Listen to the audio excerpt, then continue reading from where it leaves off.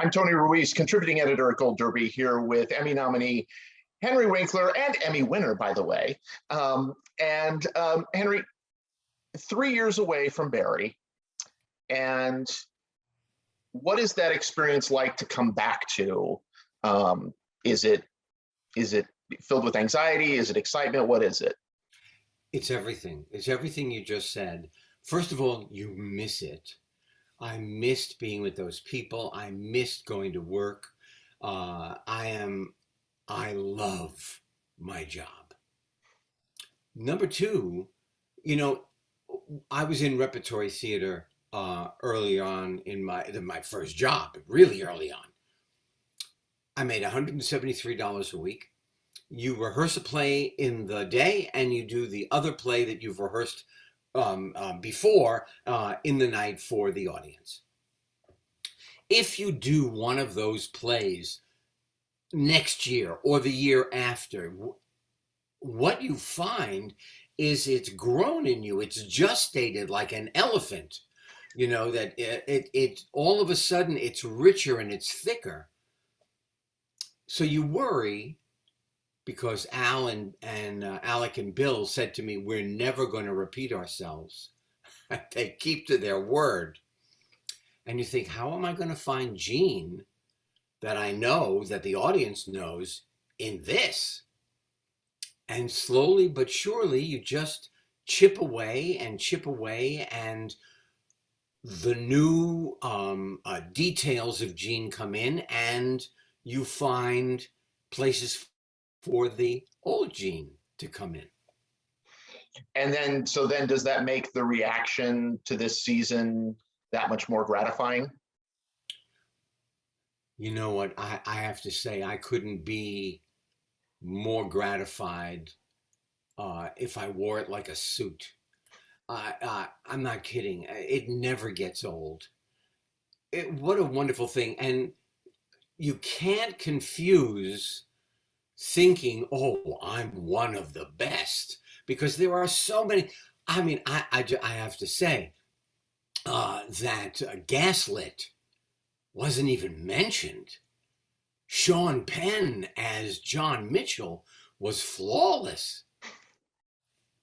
So I'm very happy for Anthony and for me. There is a young man in Ted Lasso. His name is Nick Mohammed.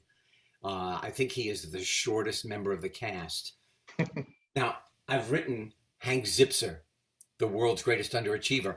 Couldn't do it in America. We did it for the BBC as a television show.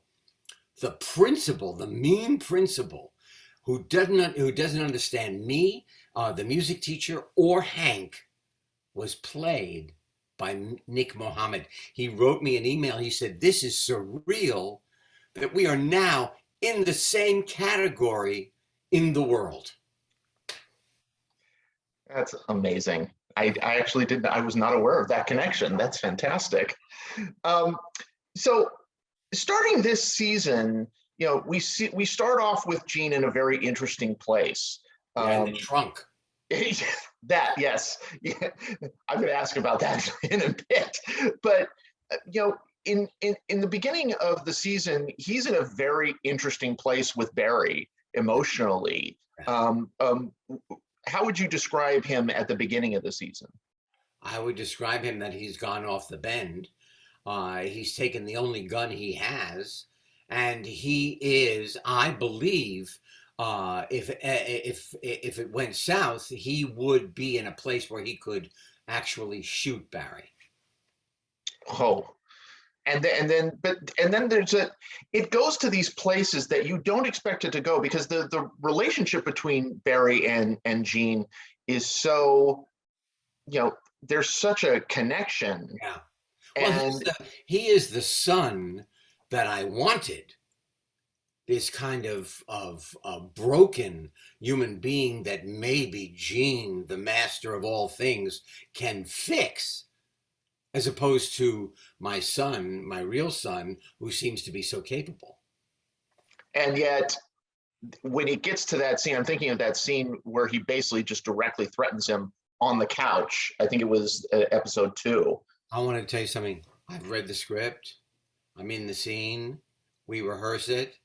We shoot. We're on a bell, which means we're starting. They yell action. I walk in, and Bill has his arm around my grandson and is staring at me. I am telling you, I needed a sweater on that hot set. It was chilling. I mean, we got into the reel really quickly. And then I'm sitting there staring at him.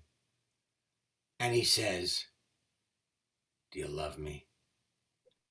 And I'm thinking, you've got your arm, you could kill my grandson. You could kill my son. What is happening?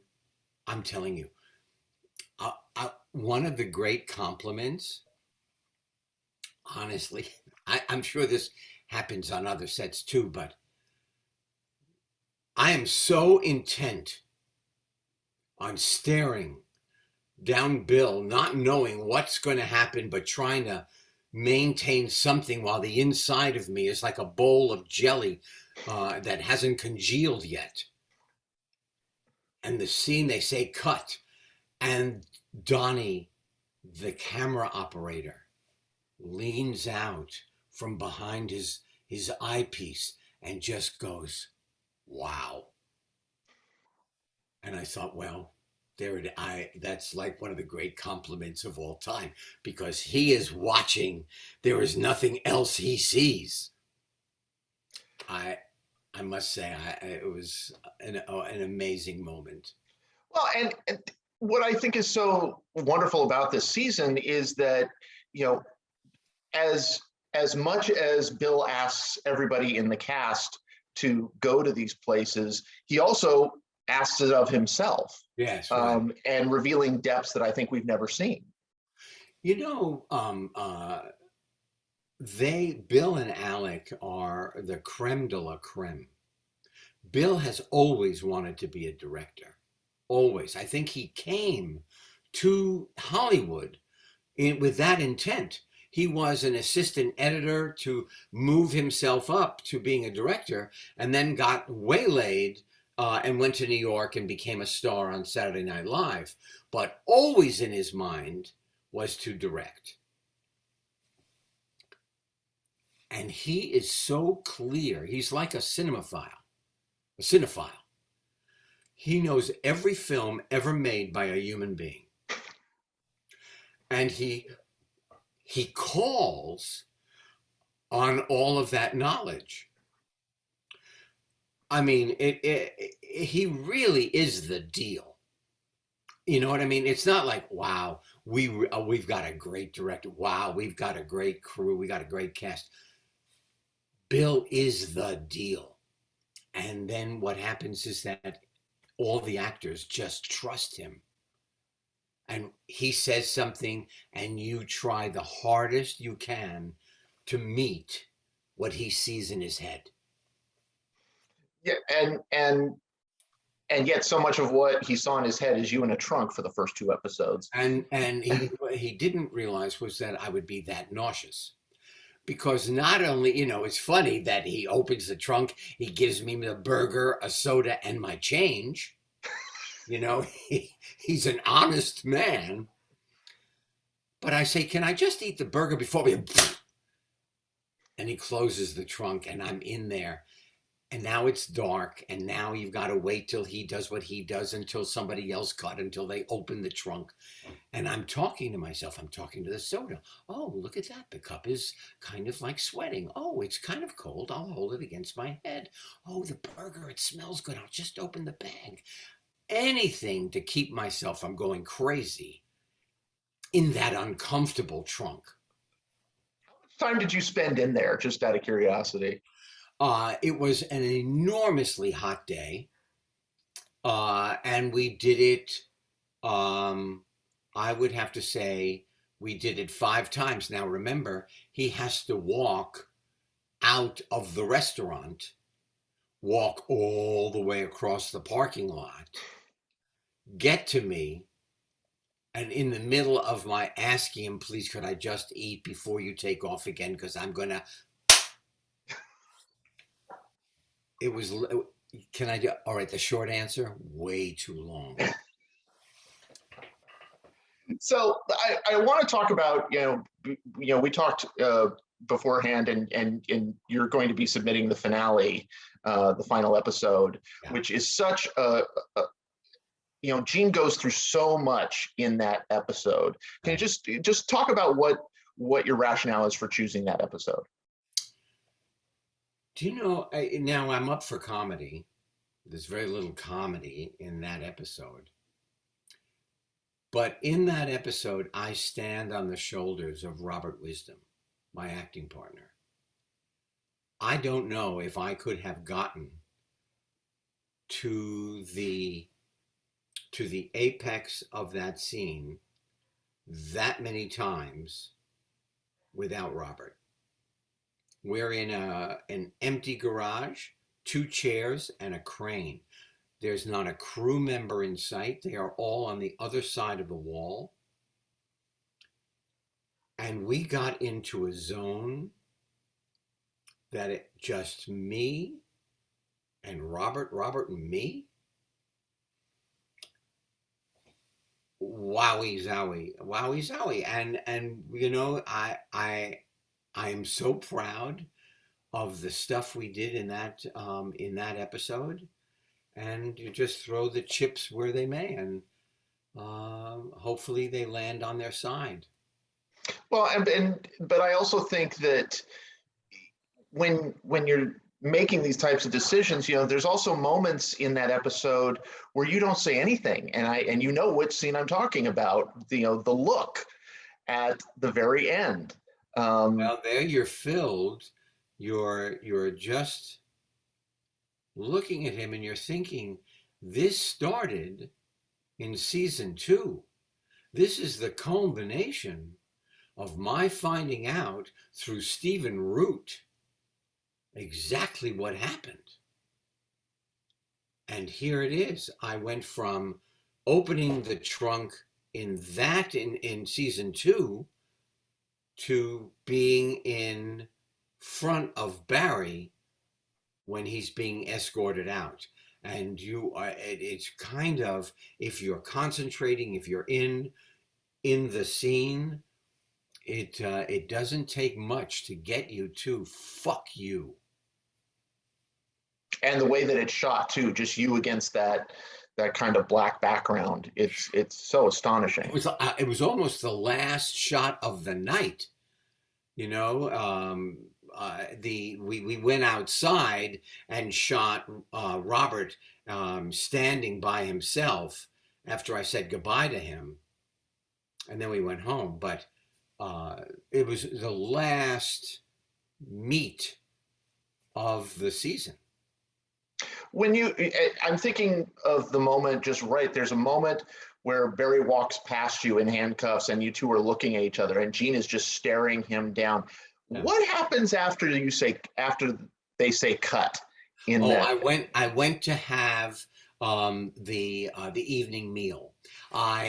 They made some delicious noodles with any topping you wanted. There was a truck, and I got in line. Do you and Bill ever have any conversations afterwards? Like, oh yeah, we got that. Oh yeah, we nailed that. Absolutely. I hug him more than I should. I saw him yesterday when I went for my first fitting for the 4th season, and I saw him and we hugged, and I was just so happy to see him. One of the things about Cousineau is, the constant kind of joke about Cousineau is that, he's not that great of an actor. And yet the crux of this season is him giving the performance of his life. You know what? Bill kept saying that to me and I had no idea what he was saying. I literally didn't know from A to Z what was going on. I didn't, you don't get all the scripts all at once. So he kept saying, wow, we're going to see how good an actor Mr. Cousineau really is. And I kept going, that's great. That's great. Great. I had no idea what he was thinking. And I was just thinking, oh, okay. I'm along for the ride. I'm going to find out what you're talking about. And then, because people mentioned to me my desperation in trying to keep him out of the house at the end before he goes in to see Jim Moss, the my girlfriend's father. And I just thought I was trying to keep him out of the house. And then, wow. Wow. I was even, wow. Wow. You were even impressed by yourself. No, impressed by what was going down. Wow. Well, and it brings me back to something you said in your Emmy speech, where you talked about if you stay at the table long enough, the chips come to you, and Yes. you got to clear the table. And I'm just wondering if this role is like being dealt a royal flush. I could not say it better. I don't play cards, but I know that's a good. I don't either, surprisingly. I know that's a good hand. Can I just tell you, I'm doing Happy Days.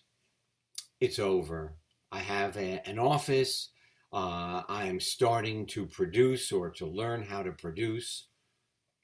I am in a quandary. I am in a painful place. I don't know what to do. What is going to happen?